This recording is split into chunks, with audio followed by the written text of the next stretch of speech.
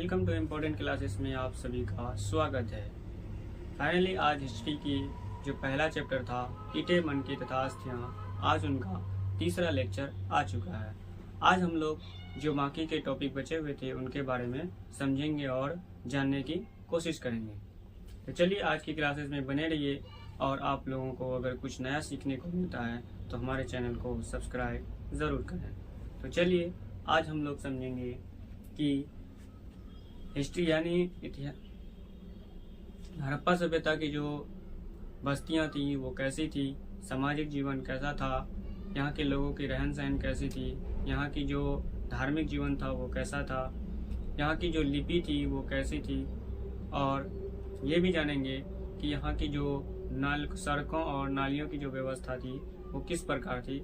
इसके बारे में जानने की कोशिश करेंगे। तो बने रहिए आज की क्लासेस में। तो चलिए आज हम लोग समझेंगे कि बस्तियां, हड़प्पा सभ्यता की जो बस्तियां थी। निचला शहर दुर्ग, यह आकार में छोटा होता था। दुर्ग शहर जो था वो आकार में छोटा होता था। यहाँ पर जो ईंटों की दीवारों से क्या की गई थी, इसकी घेराबंदी की गई थी। क्या की गई थी? घेराबंदी की गई थी। साथ ही यहाँ पर यह भी साक्ष्य मिला है कि यहाँ पर सिर्फ धनी लोग ही रहा करते थे, और इनके जो निचले शहर थे, इनकी घेराबंदी से जो चारों तरफ होता था वो निचला शहर कहलाता था। क्या कहलाता था? निचला शहर कहलाता था। जो आकार में क्या था? बड़ा था, और यहाँ पर सामान्य लोग निवास किया करते थे। तो कितने तरह के बस्ती थे? दो तरह के। एक दुर्ग होता था जो ईंटों से घेराबंदी किया जाता था और यहाँ पर इसका आकार छोटा था और यहाँ पर धनी लोग रहते थे। दूसरा था निचला शहर, जहाँ पर यानी जिसका आकार बड़ा होता था और यहाँ पर सामान्य लोग रहा करते थे। उसके बाद हम लोग जानने की कोशिश करेंगे हड़प्पा सभ्यता में जो विशाल स्नानागार का जो साक्ष्य मिला है उनके बारे में जानने की कोशिश करेंगे। तो हड़प्पा सभ्यता में मोहनजोदड़ो शहर से विशाल स्नानागार का साक्ष्य मिला है। विशाल स्नानागार मतलब यहाँ पर क्या होता था, लोग अनुष्ठानिक कार्य यानी अनुष्ठानिक कार्य जैसे कुछ त्योहार वगैरह होता था तो यहाँ पर लोग क्या करते थे? नहाने जाते थे, यानी सारे पाप को धुलने के लिए। तो विशाल स्नानागार जो था इसका निर्माण किस प्रकार था? तो इसके जो सीढ़ियां थी, यानी स्नानागार जो थे इसकी सीढ़ियां जो थी वो पक्की ईंटों से बनाई गई थी, और इसके चारों तरफ क्या होते थे? बरामदे होते थे, जहां पर लोग नहाकर क्या करते थे? बैठते थे, आराम किया करते थे। जिसकी लंबाई की अगर बात की जाए तो वो लगभग 12 मीटर थी, और चौड़ाई जो थी वो 7 मीटर थी, और इसकी गहराई की बात की जाए तो वो 2.4 मीटर थी, इसका विशाल स्नानागार का। तो विशाल स्नानागार जो है वो कहाँ से मिला है? तो यह मोहनजोदड़ो से मिला है। कहाँ से मिला है? याद रखना है, कहाँ से मिला है? मोहनजोदड़ो से मिला है।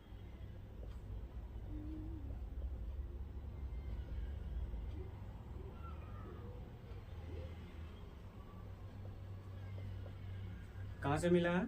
मोहनजोदड़ो से मिला है।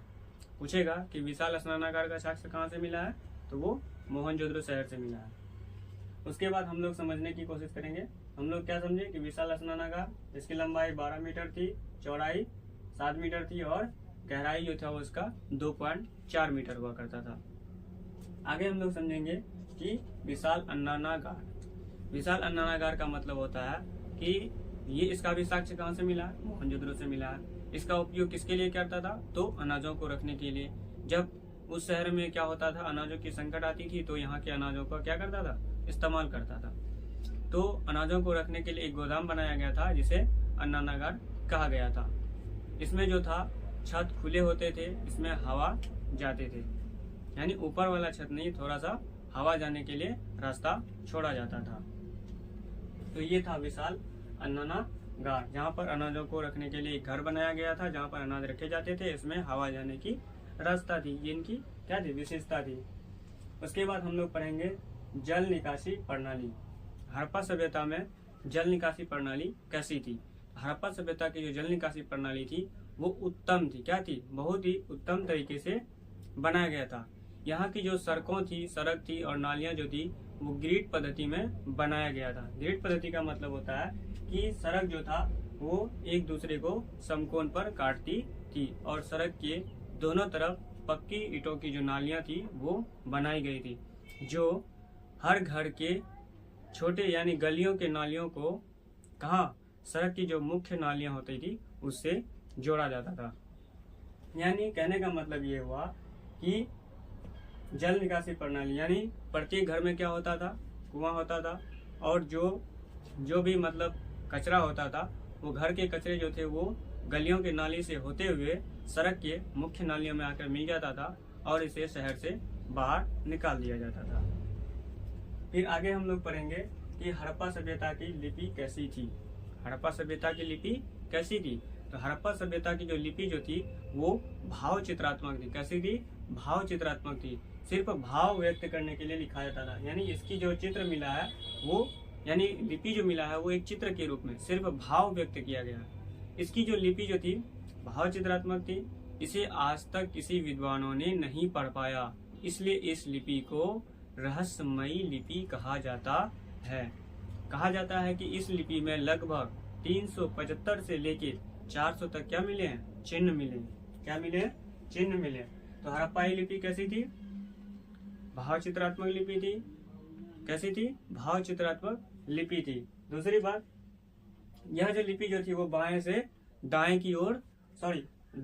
बाएं की ओर लिखी जाती थी। कैसी? दाएं से बाएं की ओर लिखी जाती थी। और यह जो लिपि जो था कैसे लिपि थी? रहस्यमयी लिपि थी। क्यों इसे रहस्यमयी लिपि कहा जाता है? क्योंकि इस लिपि को आज तक कोई विद्वानों ने नहीं पढ़ पाया।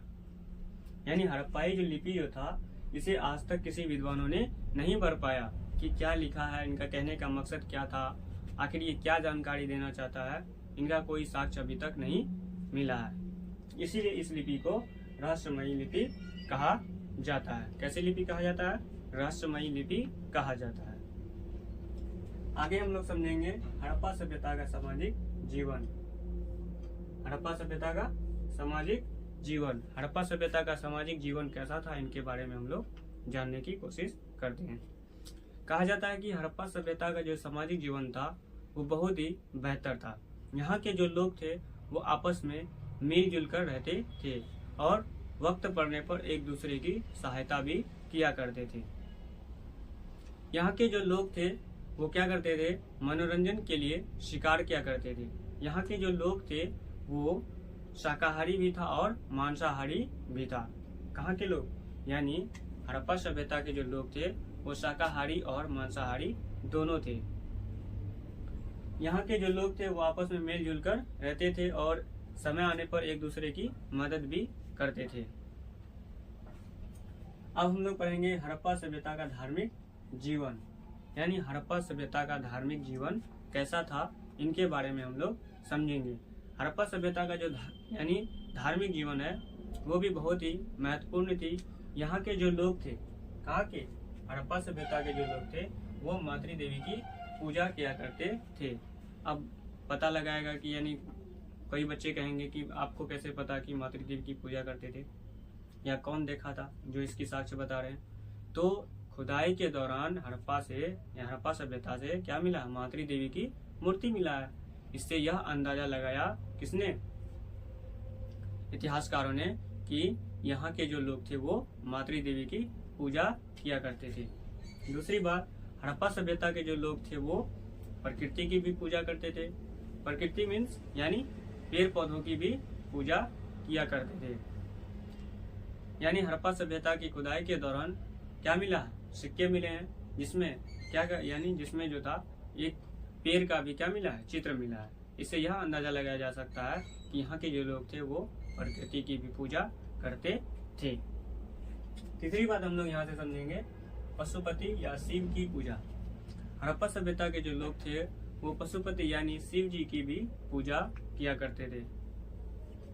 तीसरी बात हम लोग यहाँ जानेंगे प्रकृति की पूजा, ये तो समझ लिए। चौथी बात हम लोग यहाँ समझेंगे इसके बारे में, पशु पूजा।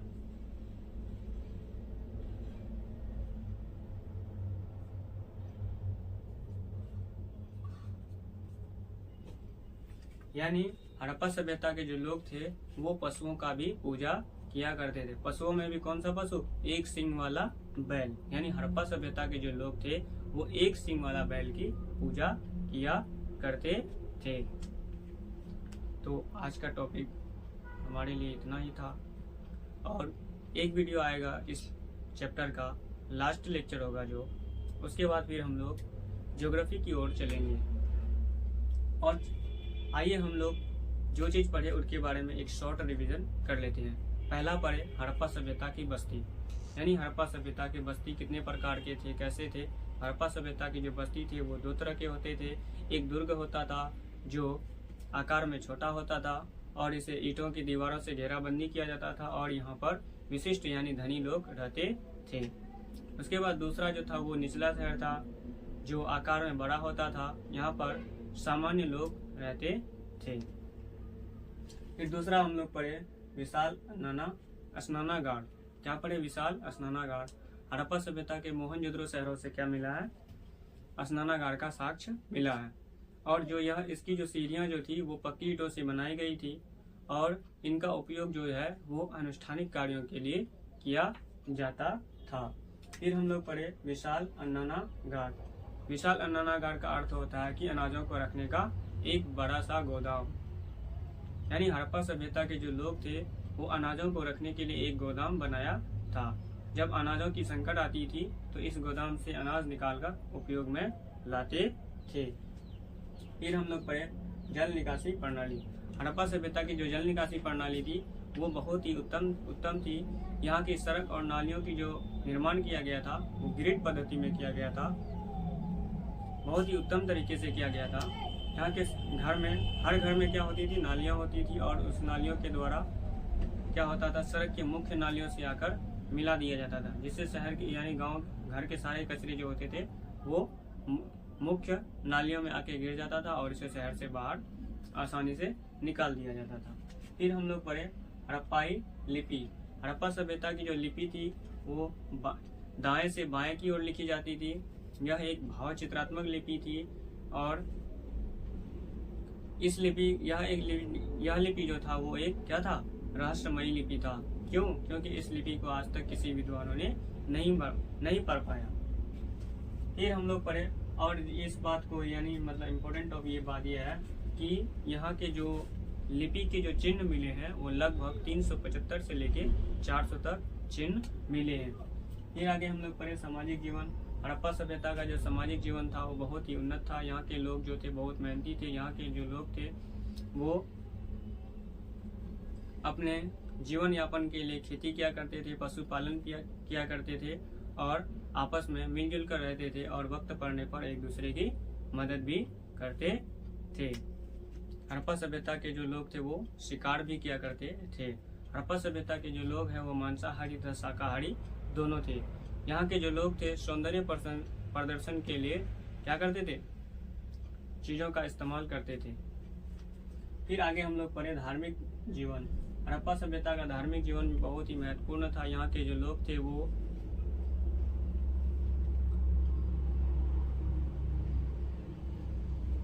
लोग थे वो मातृ देवी की पूजा किया करते थे और दूसरी बात पशुपति शिव की पूजा करते थे, प्रकृति की पूजा करते थे, एक सिंग वाला बैल की भी पूजा किया करते थे। तो आज का जो लेक्चर था वो यहीं तक था। तो आज का क्लास यहीं पर समाप्त होता है। बाय। जय हिंद, जय भारत।